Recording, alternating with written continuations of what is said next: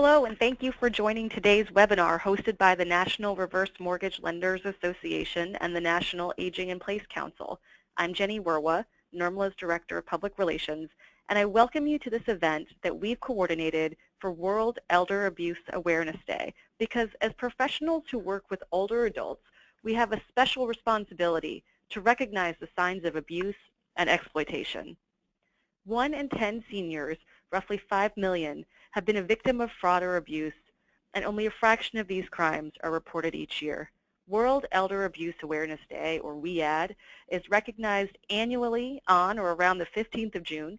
Since its inception in 2006, communities throughout the country and around the world have used this day to raise the visibility of elder abuse by sharing information about abuse, neglect, and exploitation in later life, and promoting the resources and services that work to increase victim safety and improve offender accountability.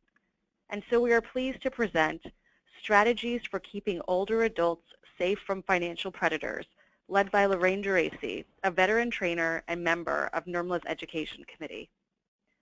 Lorraine has over 12 years of experience in the reverse mortgage industry and over 20 years in training, coaching, sales, and customer service.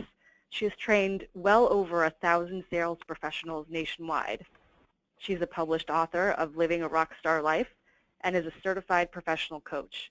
She is currently Vice President of Learning and Development at Finance of America Reverse and proudly oversees all wholesale sales training and technical writing for the company. Lorraine lives in Charlotte, North Carolina, but is a native New Yorker, as you'll hear in her accent. Excuse me, but before handing the mic over to Lorraine, my colleague Daryl Hicks will share some information for NRMLA members who are seeking continuing education credit for this course to put towards their Certified Reverse Mortgage Professional designation requirements. Daryl? Thank you, Jenny. If you are pursuing the CRMP designation or you have it already, this course has been approved for 1 credit of continuing education. We also have a rule that within 3 years of earning the designation, you must earn 1 credit of continuing education in the area of elder financial abuse, and this course fulfills that requirement. To earn the credit, I need you to do 3 things.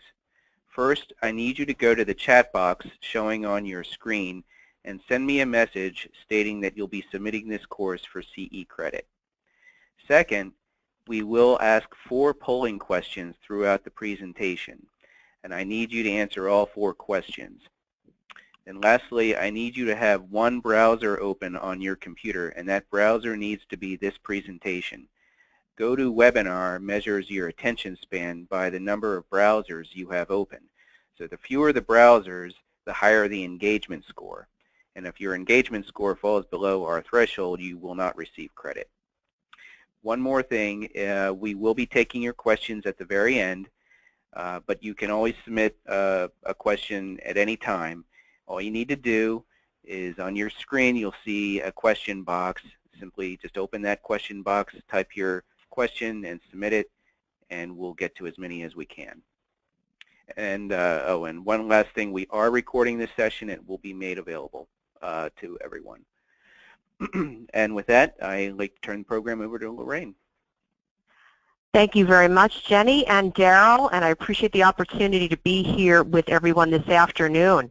Over the last 12 years, I have been in an industry that's been focused on the financial well-being of older adults.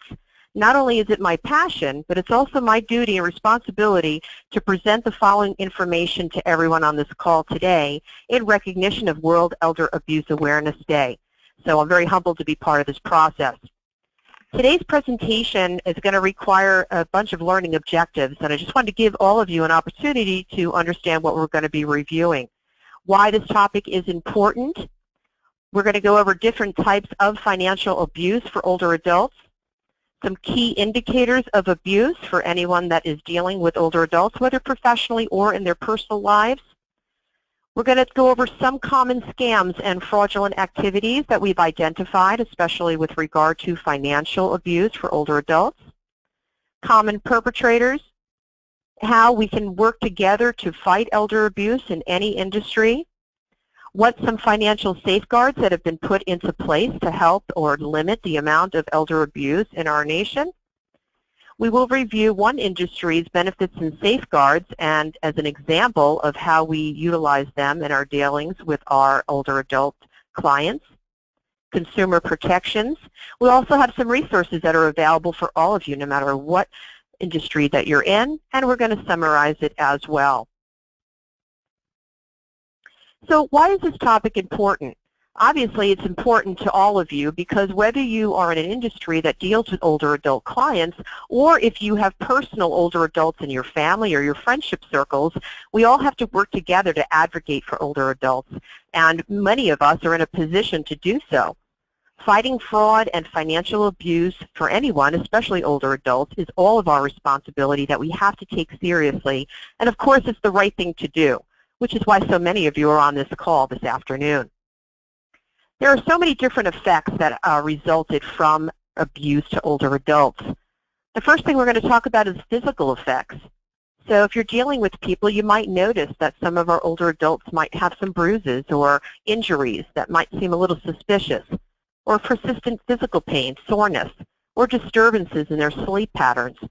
When you're dealing with older adults, especially in an environment when you are working professionally, you might develop a relationship with that older adult that might warrant them to discuss certain things with you that they may not feel comfortable to otherwise.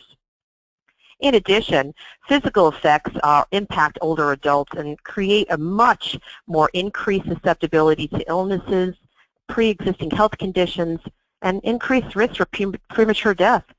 We have older adults that when they experience abuse are 300% times more higher risk of death than when compared to those who have not been abused. There's also psychological effects of abuse, distress, emotional symptoms, depression. All too often, one of the things that some people don't recognize is in older adults, the highest leading cause of physical ailments is not necessarily stroke or heart disease. It's hypertension. And hypertension is just a fancy way of saying stress. And there's a lot of different reasons why someone would feel stress from all different avenues, but older adults tend to experience a higher level of stress under certain circumstances, especially financial situations. And again, abuse can certainly make this even more of a difficult scenario for them to deal with. Then obviously the study of older women found that verbal abuse is more of a greater decline in mental health than physical abuse only.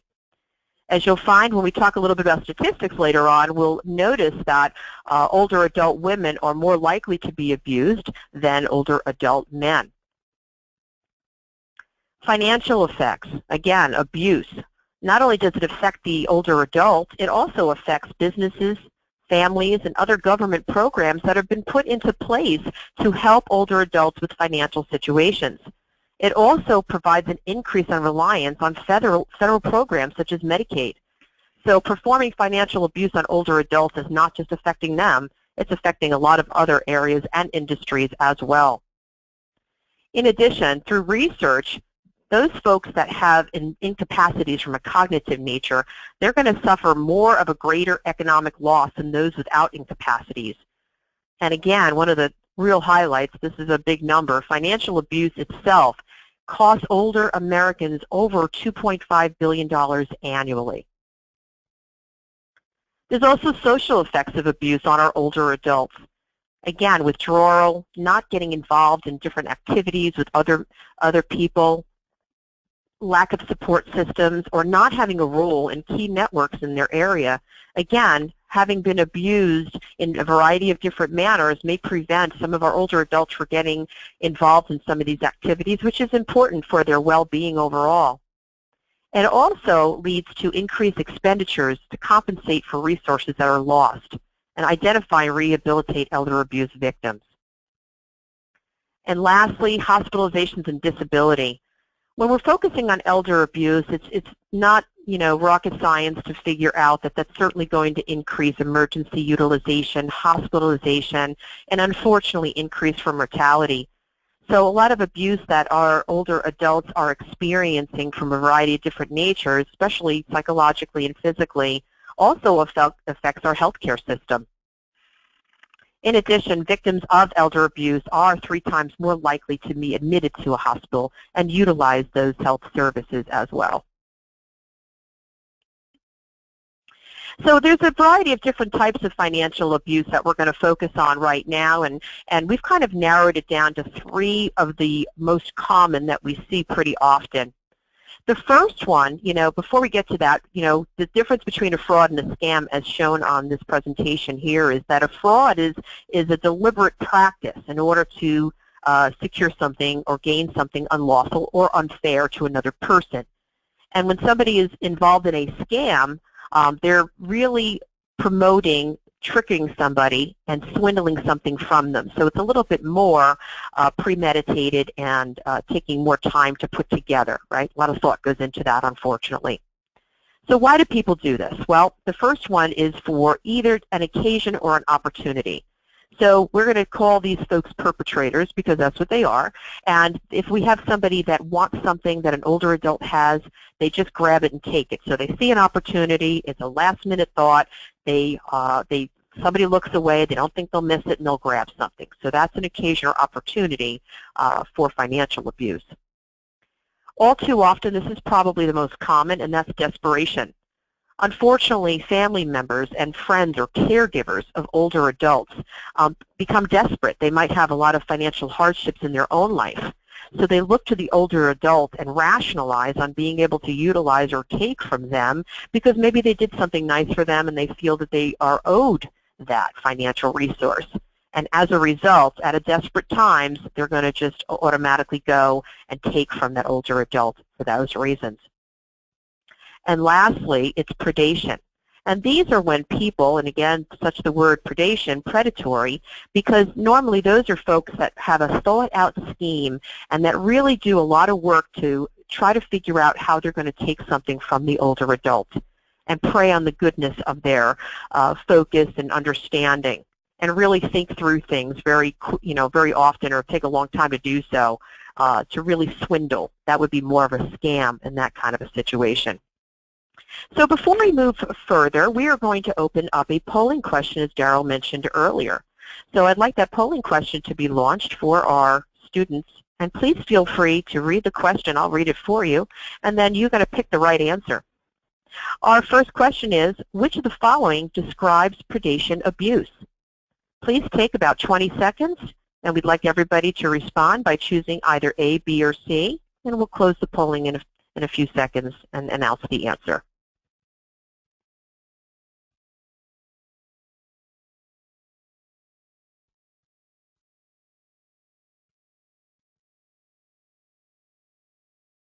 All right, the poll is going to be closed now, and we're going to be launching the answers to those of you that participated. Thank you very much. And the answer is B, a sophisticated scheme.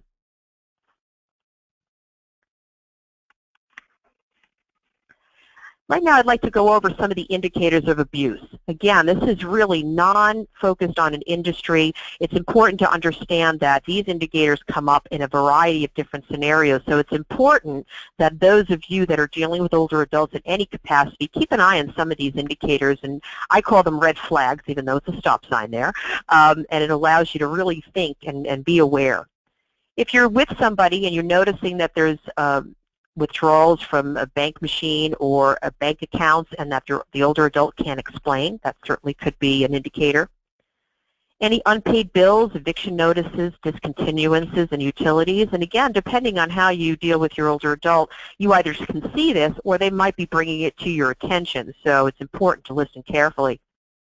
You might notice that there's some suspicious signatures on documents or missing checks. Bank statements and canceled checks. Also, caregivers that express an excessive interest, or somebody that's close to the older adult or the family that is always asking about their financial situation and getting information on that. Some belongings might be missing in the home or about, and you might have people that are pushing for any kind of a transaction, right? So whatever the sale is or the transaction, the older adult is trying to get information in. Somebody that should not be directly benefiting from that transaction is awfully interested in what's going on and expressing that to whomever they are dealing with. You might notice some differences in appearance or hygiene of the older adult that might warrant a red flag, or you might find that your older adult is confused regarding financial arrangements. That's really important because moving forward in any kind of sales activity or discussing any products with anybody that is confused with regard to that is something that we do not advocate, and you want to make sure that you advise them to, seek some assistance from somebody else. And also, in a study that's reported by the American Psychological Association, it reveals that older adults are 10 times more likely to remember false information and believe it's true, more so than our younger adults as well. So let's go over right now some common scams and fraud, right? So we kind of know a little bit the difference between fraud and schemes, and I'd like to go over some of the different types of fraudulent activities that we've noticed that's becoming very popular today. The first one is telemarketing fraud. And all too often, we have a lot of phone solicitors, right? And some of them are very legitimate and warranted. A lot of our sales professionals in a variety of different industries use call centers and give the sales folks an opportunity to make phone calls to people. So a lot of older adults get solicited by phone often. So it's very easy for telemarketing fraud to occur. Sometimes the person on the other end indicates that they have an official capacity to do something, and they're soliciting an older adult to participate in something that may or may not be advantageous to them. And they're going to believe that that person has the capacity in which to do so. Internet fraud is obviously on the rise. Many of our older adult Americans are very technology savvy, and they utilize the internet to look up information or really see if something is warranted or true, or if there's anybody that's complained about items before. But they also think that many things on the internet is true no matter what, so that's very believable. And also, if something is too good to be true on the internet and an unsolicited offer is provided, the older adult may be more likely to get involved in an internet fraud scheme. Mortgage fraud is also important to recognize too. There's often older adult homeowners are taken advantage of by other family members, which is what a straw buyer is, and allowing the older adult to do a mortgage-related transaction for someone else's gain. Quick deeding the property over to an older adult for them to be able to do something that they can't do. There's a lot of reasons why mortgage fraud comes into play with older adults as well. Medicare prescription fraud. Obviously, we have people that will be very apt to provide personal information, especially over the phone, right? So if you have somebody that's soliciting an older adult, they might ask for credit card numbers, checking account information, account numbers, routing numbers, especially when it comes to maybe lower prescription fares, right? So because more likely than not, older adults are conscious of the money that they spend. If they find that there's an avenue that's going to cost them less to do something, they're more likely to provide their personal information, especially when it comes to medications and things of that nature. So again, we do see a rise of prescription fraud as well. Health and healing remedies is pretty big now too, because for anybody, not just older adults, because if there's something that's promising that's going to enhance something, whether it's an appearance or health or make you feel better or have more energy or youthful, you're really preying on the older adult in many cases to try to grab those types of items so they can utilize it and feel that it's going to benefit them and provide some form of miracle per se. So the way in which these fraudulent activities take place is obviously a lot of the items that they're trying to sell or trying to have the older adults become part of is really not in their best interest, and that's why it's listed under some of these scams here. And of course, the all-to-get-rich-quick scam. Also, people are trying to look for ways in which to increase their financial capacity, right? But especially for older adults that are on a fixed income, they're going to be more likely to invest in something that may give them more money. Or, it mentions here about contest winnings. You'd be surprised on how many older adults feel that if they utilize, if they take, $1,000 of their money and they give it to this entry sweepstakes, for lack of better words, that they're going to get $500,000 back in a month. I've heard that with my own ears, that people have said that they want to use money for that, and certainly one of those red flags obviously came up. So these are just some ways in which common scams and fraud is utilized, and again, increasing an awareness for all of you is going to be quite helpful as you move along. So here's some real interesting information as far as a study that was done. Complaints to the CFPB about debt collection. All right, more than any other financial product, okay, debt collection was the one thing that they complained about the most during that time frame. We also had older adults that complained to the CFPB about mortgages, mortgage-related products. That's 23%. Only 1% or less were regarding the reverse mortgage product for older adults. Also, too, as far as illegal debt collectors, one of the items that are really important, again, sometimes they're fraudulent scams, we have debt collectors really becoming very threatening to a lot of our older adults, trying to collect debt on either deceased family members or, medical debt. That's also a really important one, too. Medical debt is really something that a lot of older adults are very cognitive of, and also, too, it's one of the highest debts that they do have is medical situations as well. And because a lot of our older adults are on fixed incomes, it's important that that we recognize these are some of the reasons why they're having a much more difficult time, and dealing with debt collectors in a variety of different avenues is going to be very stressful. And it's really hard to determine what's legitimate debt collection and what is illegal or fraudulent debt collection. And again, as we mentioned earlier, a lot of our older adults are getting solicited by the telephone constantly. So they're very weary on anybody calling them, not only to sell something, but claiming that they owe them money for a particular reason. So again, just having an awareness of what some of the complaints are from our older adults. We're going to launch our second polling question right now. And after we do that, please choose the answer that you feel fits best. The question that we are putting out there for you is, which of the following is not a common scam for older adults?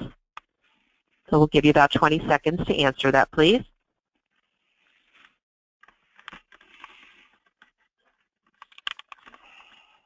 Which of the following is not a common scam for older adults?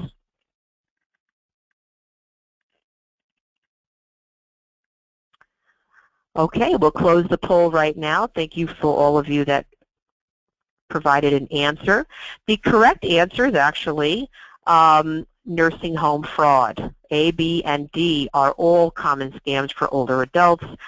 Nursing home fraud, not that it doesn't happen, but it's not part of what we're discussing. So thank you again for responding to that question. All right, so the next section of our presentation is really focusing on, I know the mysterious man up there is thinking really hard, right? But he's really there to communicate about common perpetrators. And these are who are performing these fraudulent activities against these older adults and these scams that we're talking about. They can certainly be any new friends that all of a sudden come into the older adult's life. In a lot of cases, sales professionals are part of a fraudulent activity, unfortunately. Solicitors, relatives, that's a big one, spiritual leaders, and in some cases, other older adults.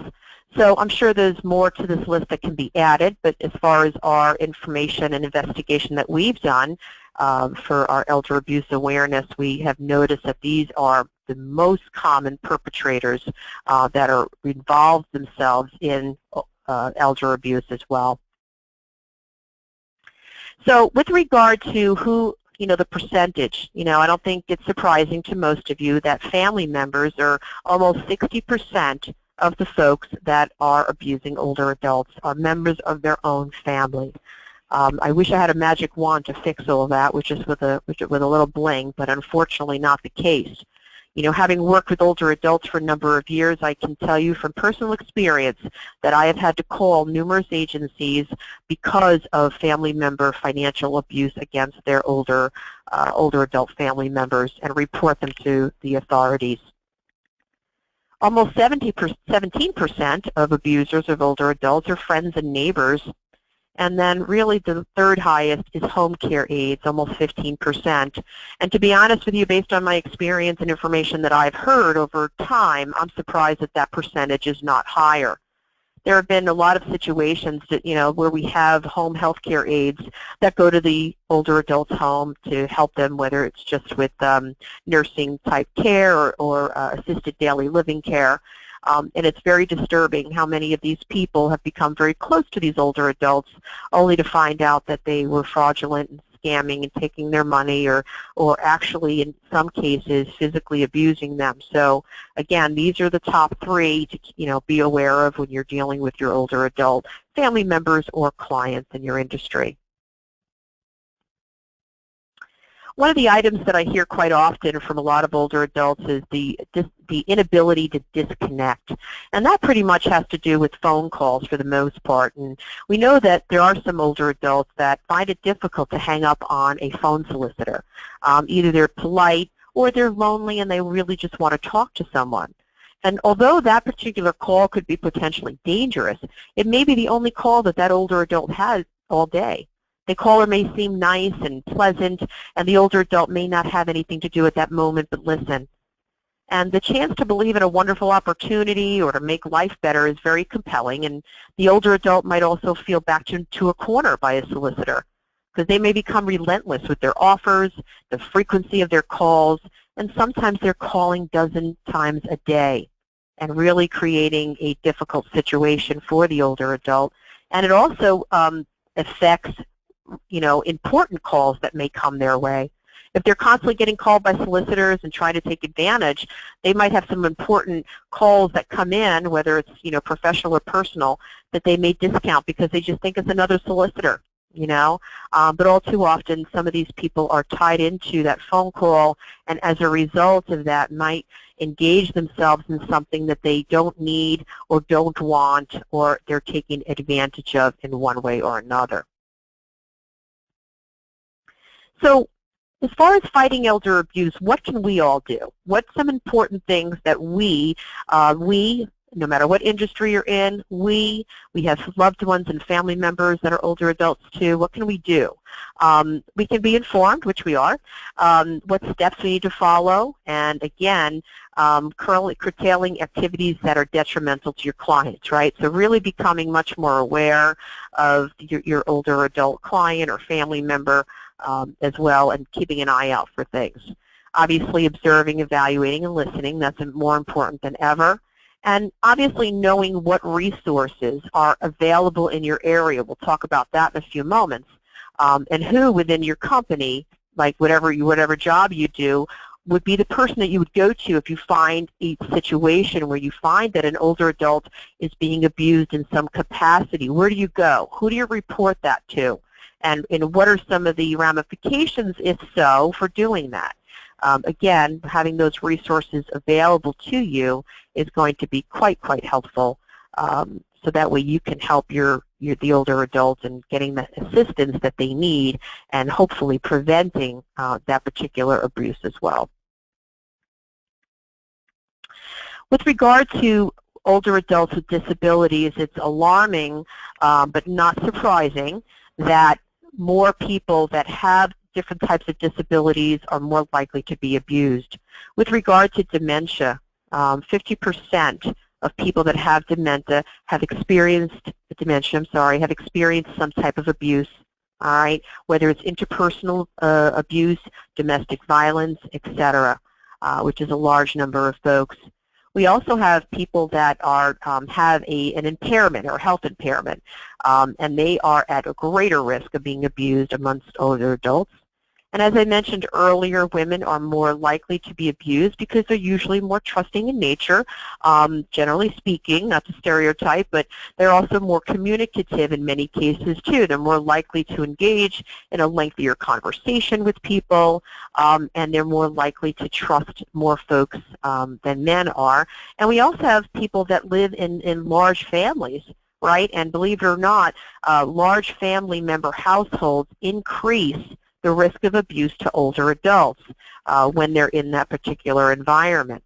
So again, it's it's important to recognize the increase of the amount of abuse that is available to people that do have disabilities, and obviously a concerning situation with regard to that as well.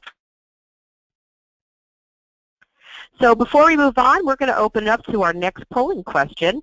We'll be launching that, and please feel free to answer to the best of your ability.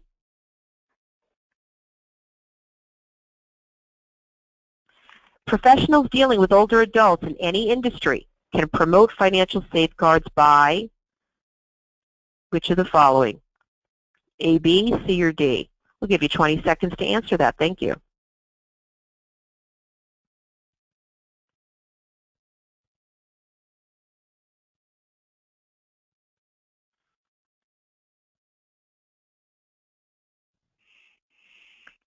All right, we're going to close that polling right now and launch the results to all of you. Thank you to all that took the time to answer the question quickly. We appreciate that. And as you can see, all of the above was the answer.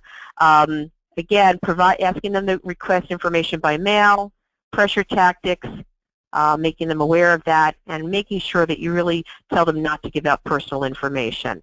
And again, we're going to confirm all that with some information here on financial safeguards as well. You know, many people that deal with professionals and their family members, they might be more open to what they've been experiencing or involved with. So telling them to make sure that if something is said to be free, it is not free. And if they have to send any money in, then of course it's not free. Also, too, a lot of the older adults that are taken advantage of by phone solicitors are asked to provide information and credit card data. If there is something that the older adult is seriously interested in and they feel that it's legitimate, always tell them to ask for information by mail. Normally, if you have a perpetrator on the phone, they will not have anything to mail to you. So that conversation will end quite quickly after that as well. The next section is really focused on interpersonal violence. Well, they call this IPV, and we have a sampling of research findings, and it's really related to abuse of adults with disabilities.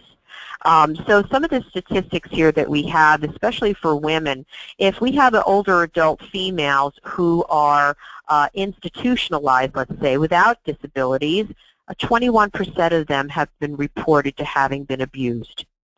We also have institutionalized women with disabilities, and you can see the increase in that versus 33% of those people have been abused as well.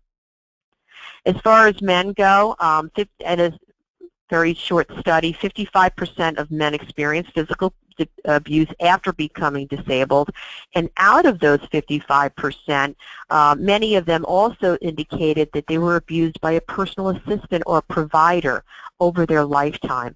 So again, this is important information. It really focuses in some cases on caregiving. It also focuses on health systems and things of that nature. And even if somebody is not institutionalized and they have a disability and maybe they're taken care of at home, it's very higher probability that they've experienced some kind of abuse, older adult abuse, by one of the perpetrators that we mentioned earlier. In addition to, in a review of literature that was published, any type of interpersonal violence against women with disabilities and men with disabilities over their lifetime, not a certain amount of time, was staggeringly high. I know the range is quite diligent, but it's shown really over their lifetime. And obviously, as one gets older, the opportunity for abuse increases as well. And it was concluded that, unfortunately, it occurs at a disproportionate elevated rates among men and women with disabilities, and more focused as well.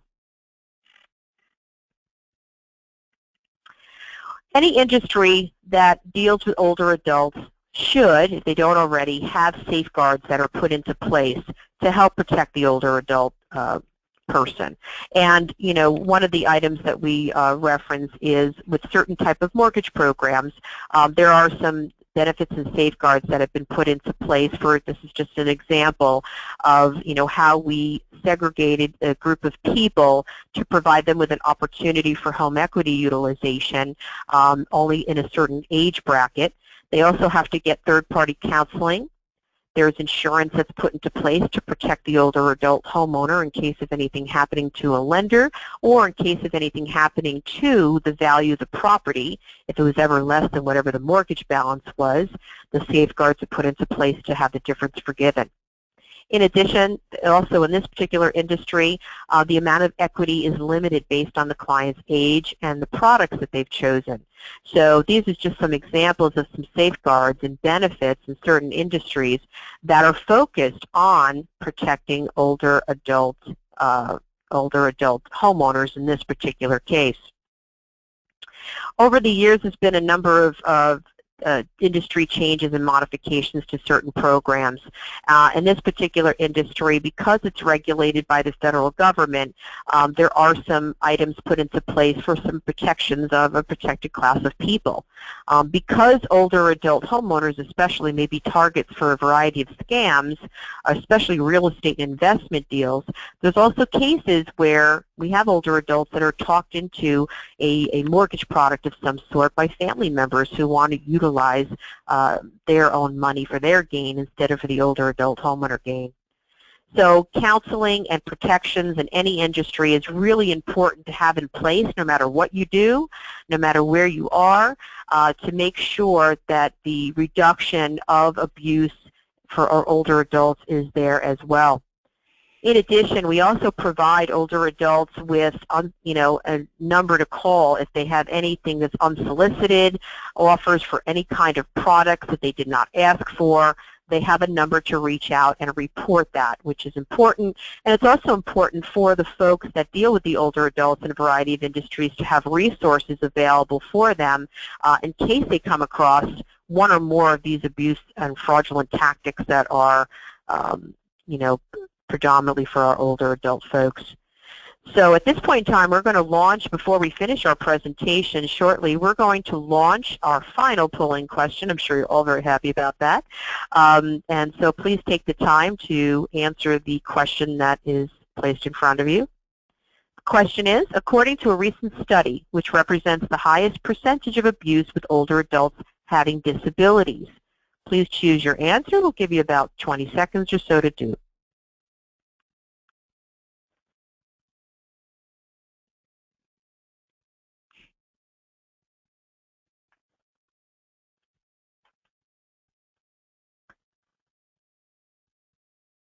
Okay, thank you to all of you that took the time. We're going to launch the results right now to show you. And the right answer was letter C, disabled men and women over their lifetime. As you saw before, as we highlighted, up to 90% of disabled men and women have received abuse in their lifetime. So thank you again for participating in our polling questions. I'd like to talk for just a few minutes before we get close to the end of our presentation here about some of the resources that we've made available to you in case you run into any situation with older adults, personally or professionally, that you need to report. We do have an actual national committee for the prevention of elder abuse there. We also have a do not call registry up here for a reason, and a lot of older adults, they have felt that they've signed up on the do not call list, right? And they're still getting solicitations by people even though they're signed up on there. So we provide that too to a lot of our partners and industry folks to make sure that they have the resources to show them where to call if they have that happening. We also have an Internet Fraud Watch number here and a website that people can go to. The National Reverse Mortgage Lenders Association is a valuable resource to be able to find ways in which to report any issues and get some guidance. Even the Postal Service and the Better Business Bureau, we have it all here, right? AARP. But also, it's really important too, and I say this a lot, I teach this class pretty often, and one of the things that I like to ensure to a lot of other professionals that I deal with is they have a list of local adult protective agencies in their area. personally, professionally, doesn't make a difference.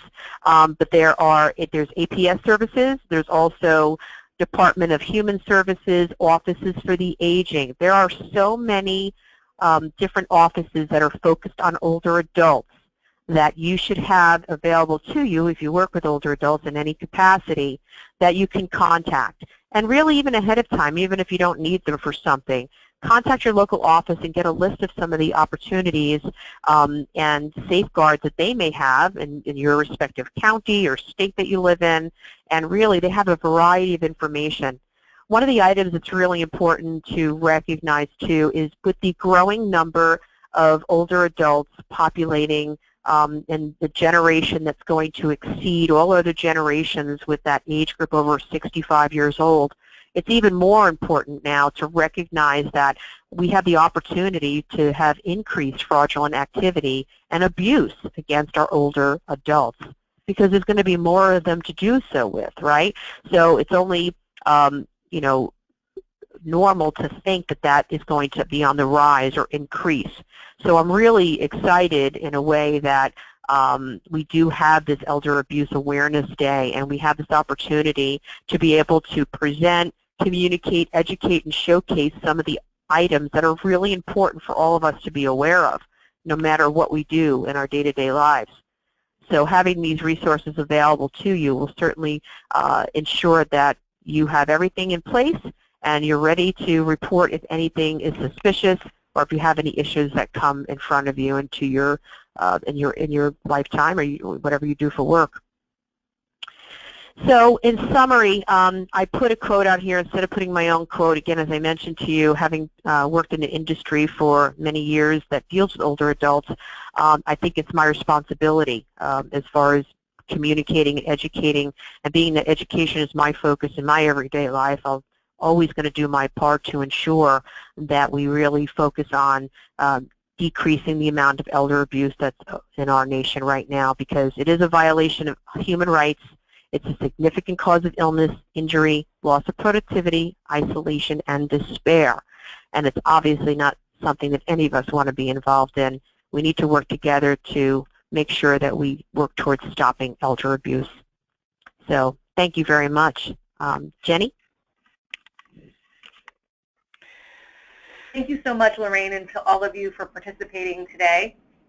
At this time, we'd love to be able to take questions for those of you who have them. You can post your question on the questions section of your screen and be happy to answer them. I noticed that lots of people let us know that they're going to be submitting the course for continuing education CRMP credit. So we recognize that you've stated that for us. Someone asked about getting a copy of the PowerPoint presentation. We're going to make a recording available for people, but not the PowerPoint specifically. So please let other questions come in. I'm interested, Lorraine, to know what happens when you call to report that you suspect abuse? Kind of what's that process like? That's a great question, Jenny, and I've done it, so I can speak from experience. Well, first of all, when it comes to abuse, and I'll give a scenario, I had a client a few years back that had a family member problem, and they stole their credit card and racked up thousands of dollars of credit card debt, and it caused financial distress for the older, their grandparent in this case. And once they shared that with me, again, one of the things too is developing trust with the older adult so they can share things with you that they may not normally do so to help you understand what's happened, right? So fortunately, he was able to feel comfortable enough to tell me what happened, and I had to call Adult Protective Services. And when I did, I explained everything to the associate on the phone. They were great. It was the state of New York at the time, and they were very helpful. Not only did they take all the information and indicate to me that they would be following up with it, but they also called me back a few days later to let me know the outcome. And I thought that was great because, of course, I care about, just like all of us do, about the older adult. And we did find out that there was, charges placed against the grandson, and they were moving forward and going to court to get that money, retrieve that money back for the older adult. So thankfully, he felt comfortable enough to open up about it. But Adult Protective Services, in my estimation, in my experience, have been a wonderful resource, not only with financial abuse, but also with, hygiene issues or housing situations. You walk into an older adult's home and visit with them, and you find it in a disarray, health-wise. It's just not a living condition that anybody should be living in. Adult Protective Services is also available to help people that have those situations too. And here's a follow-up on that. If you're reporting abuse, should you do that with the permission of the older adult, or is this something that you can say, because maybe you're not completely sure, maybe you just have this feeling that something isn't right? Is that okay to call Adult Protective Services about? Well, I'll give my gut answer on that instead of in most cases, if you feel comfortable enough with the older adult that they are looking for some, help, certainly say, listen, would you like me to call somebody to help you in this situation? But in the 2 cases that I had, I did not ask for their permission. I knew for sure. I saw it with my own eyes, or or I heard it with my own ears, so I called them up on my own. And not often, they're not going to call the older adult and say, well, so-and-so called me to report. They might say, we got a call from someone. They do keep identity, private, unless there's a real big scenario that they have to bring names involved. But I had not had those experiences, thankfully.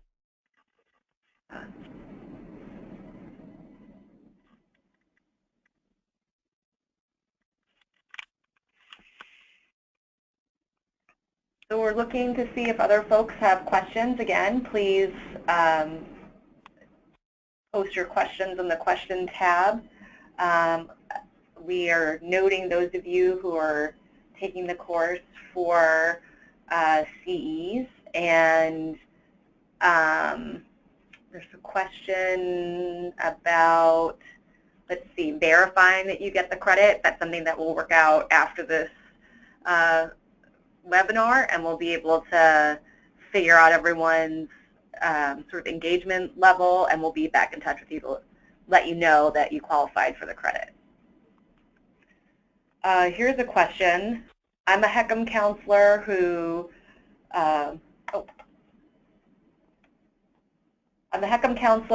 thoroughly informs my clients. However, I have had prospective borrowers who call to schedule a session, and the lender told them it would take 20 minutes. When I inform them how long the session will take, which is a minimum of an hour and a half to 2 hours, unfortunately these people say they will get counseled by a counselor who could do it in 20 minutes. What additional safeguards can HUD enforce to not allow this to happen? That's a really great question. Actually, that came up in a training class last month as well. Well, first of all, lenders are provided information very diligently and strictly that they should not be steering any prospective customer to a particular counseling agency, whether cost is involved, length of time, etc. In any kind of counseling materials that are provided to reverse mortgage prospects, it does indicate in those written materials what to expect during a counseling session, and that it could take up to an hour or longer for the counselor to go through all the necessary requirements that they're obligated to under the HUD guidelines.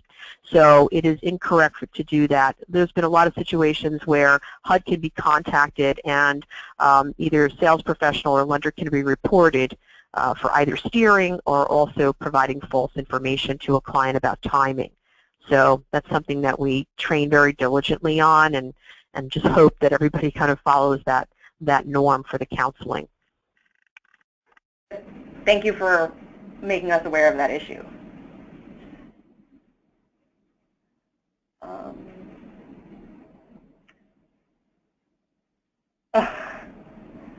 Someone just put in the question,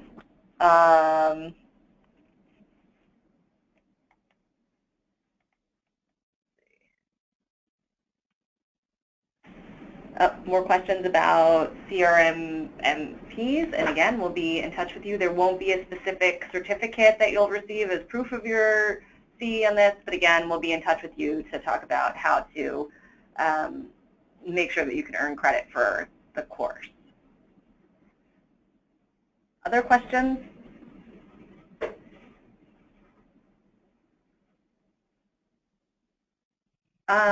Here's a question, and I'm glad that for folks who are outside of the reverse mortgage industry, I'm glad that you're getting to hear from Lorraine, because she also teaches the ethics course and workshop to NRMLA members. So she knows this information inside and out. And question is the required counseling for reverse mortgages cost prohibitive or subsidized in any manner by HUD? Say that one more time, Jenny. Is required counseling for reverse mortgages expensive, and is it ever subsidized by HUD? Okay, that's a good question. I'll answer part of that. I don't want to talk on behalf of HUD, but now it depends on what you consider expensive. I know that the average cost is about I'd say $100 is the average cost for counseling. I think, you know, some counseling agencies charge, some don't. Some have some HUD subsidized monies associated with it on very case-by-case basis. If we have a client who has demonstrated the financial inability to make a payment for the counseling, there have been some situations where lenders finance the cost into the loan, but then if the loan doesn't close, then the counselor doesn't get paid, so that's not really a great focus on there too. It really all depends on the counseling agency, but they all have to be approved by HUD now, okay, since for the past number of years. They all have to take continuing education credits and get certified and pass an exam to even give counseling to a client. So when clients ask, you know, about how much it is, you know, I would usually tell sales professionals to indicate it might be around $100, you know, but they're not supposed to steer to a particular client, but advise them to contact whoever's on the list. Here's your list of counselors. Contact whoever you want and go with whoever you feel is most comfortable. That's really the right answer. Thanks, Lorraine. Here's a question for you. How could victims have protected themselves from Bernie Madoff? Oh boy, I know that's a really above my brain cell range, let me tell you. You know, everyone. I don't know if I have a good answer for that whole can of worms, but generally speaking, some of the protections that we talked about earlier in the presentation is really very helpful as we work with older adults, especially in the financial end of things, right? That they really seek advice and consultation from a variety of resources, not just one. You know, sometimes you have this one person that you deal with, let's say it's a financial advisor, okay, we'll use that example, and you trust that person explicitly and you deal with them, etc., and then something like that happens, it's horrible. You know, really making sure, and it's almost like getting a second opinion from a doctor, if that makes sense. I would always advocate for somebody before they make any big decision, financial, health-wise, etc., relocating, that they also get other opinions from other professionals in and out of that industry before they make any rash decisions. Or if they have some incompetencies associated with them, whether it's aging related or health related, that they certainly use an advocate to help them through any kind of decision-making process when it comes to any of those important decisions that they have in their life, rather than just going to one person and taking that for face value. Good advice.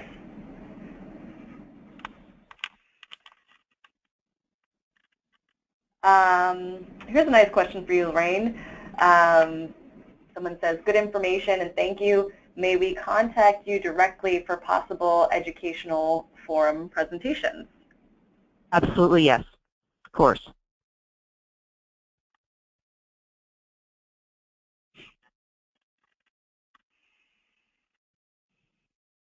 Another helpful response to the Bernie Madoff question was, it could have been realistic and not believed anyone can consistently return 8% on their investment, which he promised.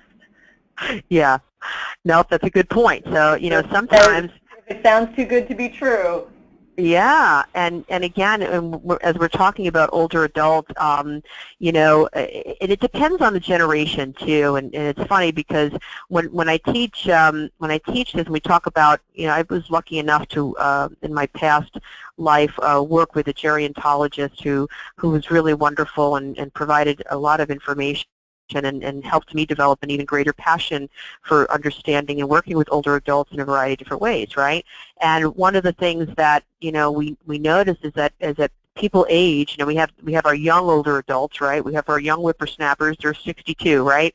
62 in their 60s, and then we have our high 70s and 80s, and those generations react to things differently. Okay, our older adults are less likely to have been engaged with financial professionals, attorneys, you know, people of that nature, other business professionals, CPAs. Our younger older adults are more likely to have those relationships already established and built, whether it's to prepare for retirement or if it's just to, you know, talk about investments and things of that nature, because younger older adults are more likely to liquidate and really be in debt, hate to say it, than older adults are. So the way in which they view something like that as too good to be true is really indicative on their experiences that they've had, right? So somebody might look at that and be like, oh, that's great, that sounds wonderful, let me sign, right? Somebody else that has different experiences in their life might question that, you know, that whole 8% return or whatever, you know, more likely to question that. So what happens is some of these perpetrators, I feel like I'm on like a crime show, but some of these perpetrators know that, right? So they're able to understand that certain older adults are going to be less likely to question them about something than others would be.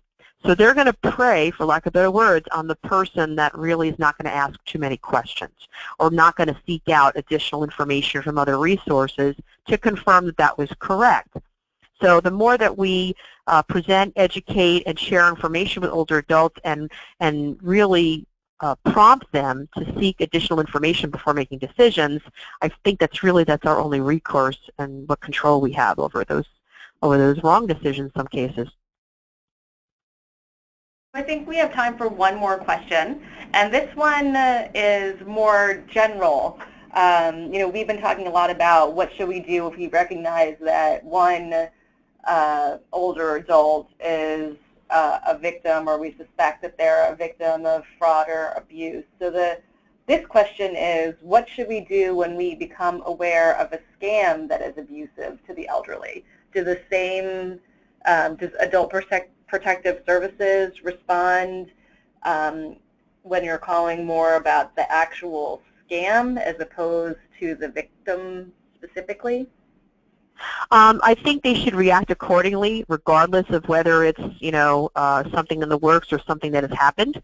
And all too often, many of these APS offices have a direct line to the police department or to other health avenues that can get quick resolution or quick turnaround. So in the situation of a scam, something that's brewing that you're made aware of, providing APS with the information as much as you know about it, it would be their job to then get local authorities involved if necessary, right? And really make sure that they do diligence by determining, you know, getting all their facts together to prove that whatever is going on is really going on. And then the authority, you know, it's APS's responsibility to get any authorities involved, whether it's police, FBI. You'd be surprised how often the FBI gets involved in fraudulent activities and scams like this. People have gone to jail for this. People have lost their licenses.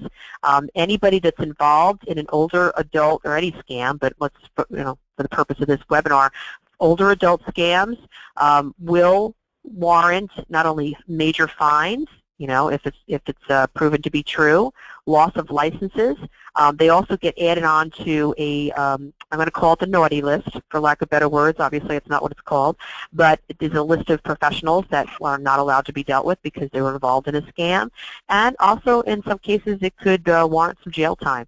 So, again, working with these agencies to help bring things to justice and address these problems is really the most that we can do and work together.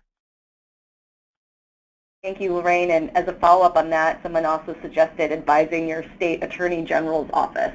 So there's another place to go. Yeah, absolutely. Great advice. That's a good one, too. Yes, yes. Thank you for that. Lorraine, I cannot thank you enough for taking time to present this information and these strategies for all of our listeners. You've been terrific, and thank you to everyone who joined us today. And you can look forward to a link to the recording of this webinar coming to you in an email. And you'll also find recordings available on the NAIPC website and on the NRMLA website for NRMLA members. So thank you all, and have a wonderful afternoon. Thank you.